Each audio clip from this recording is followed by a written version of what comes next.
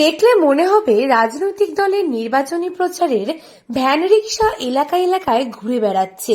হ্যাঁ, রাজনৈতিক দলের প্রচারই বটে, তবে ভাড়া করা নয়, কেবল ভালোবাসার টানেই প্রচার। উত্তর দিনাজপুর জেলার রায়গঞ্জের সুভাষগঞ্জ এলাকার বাসিন্দা পেশায় ভ্যান রিক্সা চালিয়ে হকারি করা মনোরঞ্জন ঘোষের এই প্রচার অভিযান যেন এক প্রকার নেশা। কারণ ভোট এলেই তিনি এই নেশায় মেতে ওঠেন।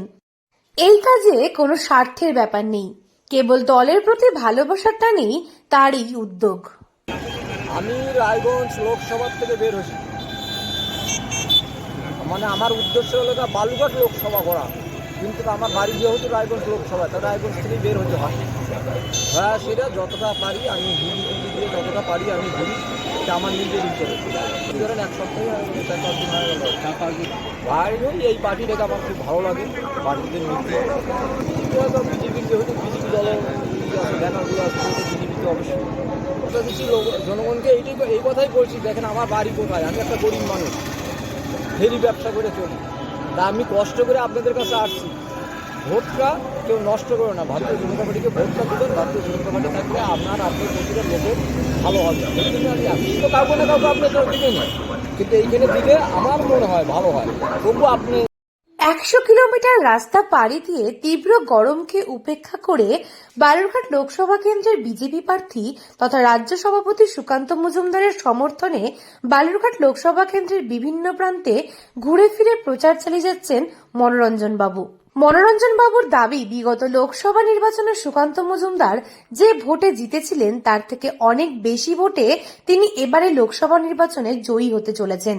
সম্পূর্ণ নিজ উদ্যোগে ফ্লেক্স, দলীয় পতাকা থেকে শুরু করে বিজেপি প্রার্থীর ছবি ছাপিয়ে তার হয়ে বিভিন্ন এলাকায় ঘুরে ঘুরে প্রচার চালিয়ে যাচ্ছেন তিনি। আগামী 26শে এপ্রিল বালুরঘাট লোকসভা কেন্দ্রের নির্বাচন, আর সেই নির্বাচনকে সামনে রেখে 24 তারিখ পর্যন্ত প্রচার অভিযান চলবে। যেহেতু ভোটার আপনি করতে পারবেন, আপনি যেটা ভালো মনে হয় সেটা কিন্তু আমার দাবি। এটি ব্যবসার সঙ্গে তো রাজনীতি করি, এটা তো আমার একটা নেশা। লোককে আমি দেখি পেশা হিসেবে রাজনীতি করে, কিন্তু আমার কোনো পেশা না, আমার নেশা। আমি 2014 সালে লোকসভা নির্বাচনের প্রচারে এসেছিলাম, 2019-এও আসছিলাম, 2024-এও আসলাম। বাড়ি ফিরবো হয়তো 23 তারিখ। এবার লোকসভার ক্ষেত্রে 2014টা আপনার ধরেন কমই ধরলাম, কিন্তু 2019 সালে যে আমি লোকগুলোর সঙ্গে দেখা করতাম, কথা শুনতাম, তার চাইতে এবার বহু লোকের সারা, মানে তার দ্বিগুণেরও বেশি সারা পেলাম। আমি যাদের সঙ্গে আমি তো সাধারণ লোকের সঙ্গে কথা বলে এই জিনিসটা আমার ধারণা 1 লাখের বেশি বলেছে। মনোরঞ্জন বাবু জানান, গত নির্বাচনের থেকে আরো বেশি সাধারণ মানুষের সাড়া পাচ্ছেন তিনি। বর্তমানে বহু রাজনৈতিক নেতা রাজনীতিটাকে পেশা হিসেবে চিহ্নিতকরণ করেছে। 2014, 19 এবং 24 তিনটি লোকসভা নির্বাচনে তিনি দিন রাত ভালোবাসার টানে পরিশ্রম করে সাধারণ মানুষদের কাছে পৌঁছে যাচ্ছেন। তিনি এই রাজনীতির আঙিনায় পা রাখা শুধুমাত্র নেশা, পেশা নয়। লোকটাকে দেখলাম যে ইনি বালুরঘাট লোকসভা থেকে এদিকে বুনিয়াদপুর দিকে আসতেছিল, তখন ওনাকে দেখে আমার খুব ভালো লাগলো এবং মায়া লাগলো যে একটা এত বয়স্ক লোক একটা ভ্যান চালায় এত রাস্তা, সে বিজেপি প্রচার করে এসছে। তার জন্য দেখে বললাম যে কাকু একটু দাঁড়ান, আপনাকে একটু জল সেবা দেবেন, একটু মিষ্টি মুখ করালাম, একটু জল টলে নিয়ে করলাম। এই হচ্ছে দেশের জন্য, দেশের যাতে মঙ্গল হয়, বা উনি ভারতের জনতা পার্টিকে প্রথম থেকেই পছন্দ করে, এই জন্যই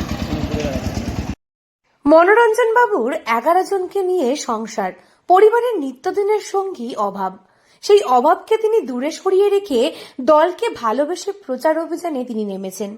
বাড়ি বাড়ি প্রচার করতে গিয়ে কোনো দলীয় কর্মী কিংবা সহৃদয়বান মানুষ সকাল কিংবা দুপুরের আহারের ব্যবস্থা করে দিচ্ছেন।